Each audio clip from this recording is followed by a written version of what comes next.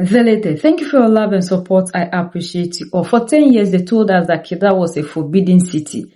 They told us that the Malian armed forces FAMA could never set their foot in this city without being beaten by the desert cobras. But as the ancestors say, the moon moves slowly, but it crosses the town. On April 25th, the moon finally set on the era of separatism and the sun rose on a sovereign Mali. Let's look at the encirclement of what actually happened. No way out. This wasn't just a battle. It was a masterclass in military strangulation. While the Western media was busy writing blockade headlines in Bamako about how tankers cannot enter, the alliance of the AES was quietly drawing a circle around the rebels. By the 8th of the counter-offensive, the trap was shut. Finally, the trap was shut. To the east, the Nigerian Air Force sat like a hawk, watching every grain of sand. To the west, the Mauritanian border was no longer a refuge. It was a wall of fire. To the north, the Algerian shield that had protected this group for 15 good years was stripped away. Mali walked out of the CEMOC agreement, telling the world that the days of using diplomacy to hide T groups are over. The militants who thought they could hit and run into the desert found themselves in an unalive box in the desert. There is nowhere to hide from a thermal signature. If you breathe, the drones seize you. If you move, the helicopters find you. When the FAMA, the Malian Armed Forces, and the African Corps began cleaning up the columns, they didn't just find bodies, they found the smoking gun of a global conspiracy. And all in all, General Assimi Goïta made it clear to us the day that he addressed us.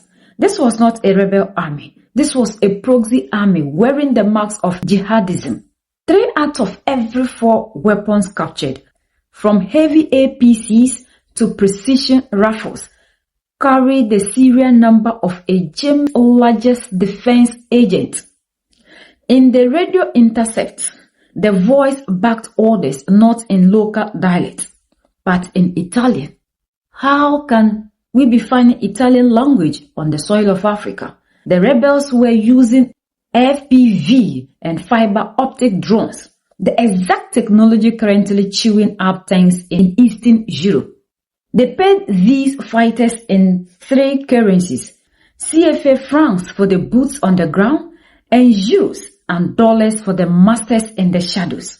This was an attempted regime change disguised as a desert rebellion. For 11 years, the French and their operational barricade claimed that Mali could never conduct a helicopter pursuit. They said the terrain was too difficult and the Malian pilots too inexperienced.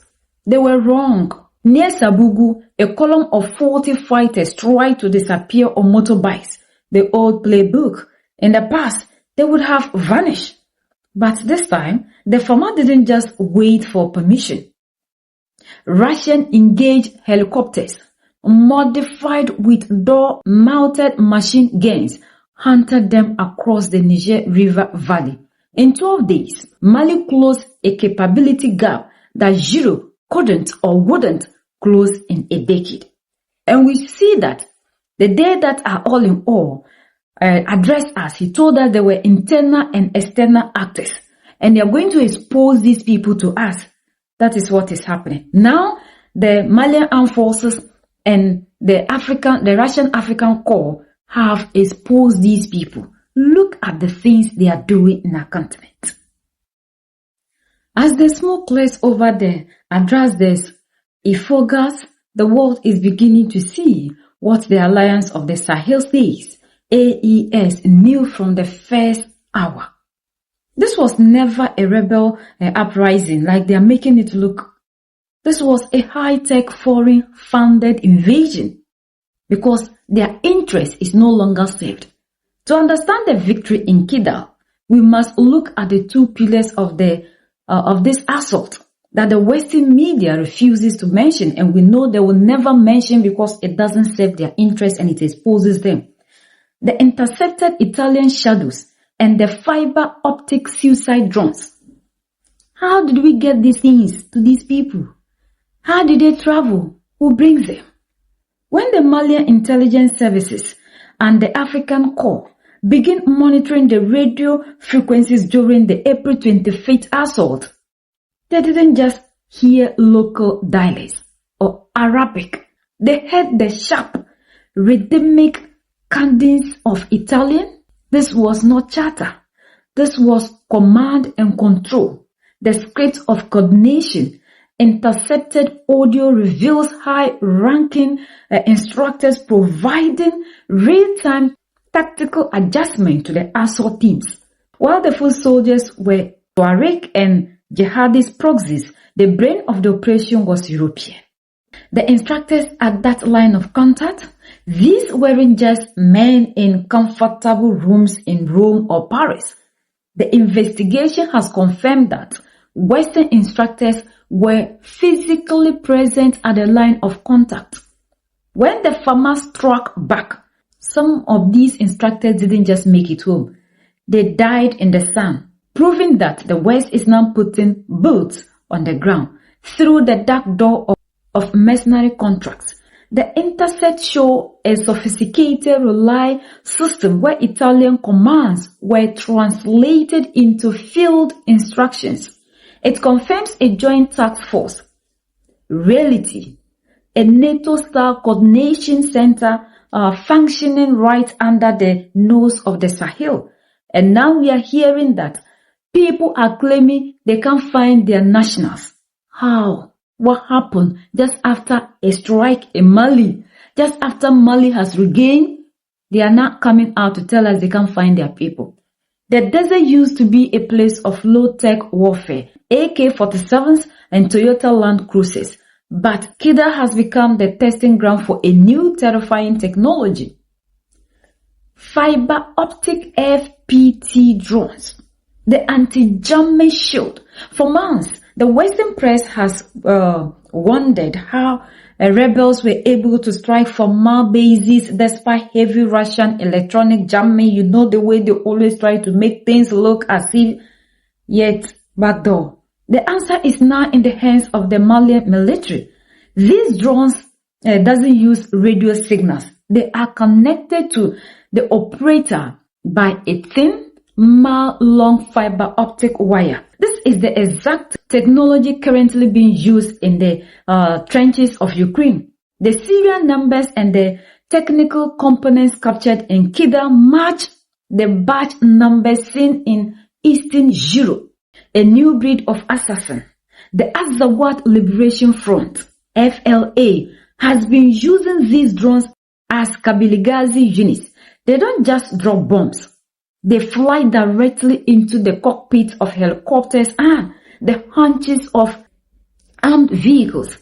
But by capturing these units intact, the AES has now decoded the frequency and the manufacturing source. The secret weapon of the West has been exposed, and the countermeasures are already being deployed. These are the same people who are here, telling you, the African, I am here to set you free. I am here to protect you. We are the ones to give you security. Have you seen the coordination? No wonder the German chancellor quickly came out and told their people to leave Niger, not knowing they know what they want to do. So the West can never protect you. Africans, wake up. We are the only people that can give the security, the protection to our own selves. There's so much celebration in Kidal. You see the military men jubilating because finally what they thought was impossible has now become possible. We are proving to these people that the African is capable of managing his own affairs. They have been crushed and they are defeated and will continue to be defeated. It is time for us to wake up, unite, fight for the total liberation of our continent.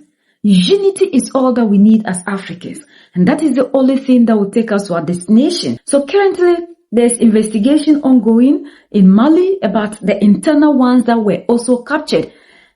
We are seeing that the Malian prosecutor is making sure that those that have been apprehended face the law, and they're still going after any other person that is on the run. So whatever it is, we'll get to know. Long live AES, long live Mali, Niger, and Burkina Faso. United we stand, divided we fall, and united we keep standing forever and ever. The greatest enemy of the African is mental slavery. So let's decolonize ourselves from mental slavery. Let's keep sharing to educate our brothers and sisters. Together we'll make Africa great for ourselves and the next generations that are going to come. So that's the latest around the world. In Africa, West Africa, and in Mali.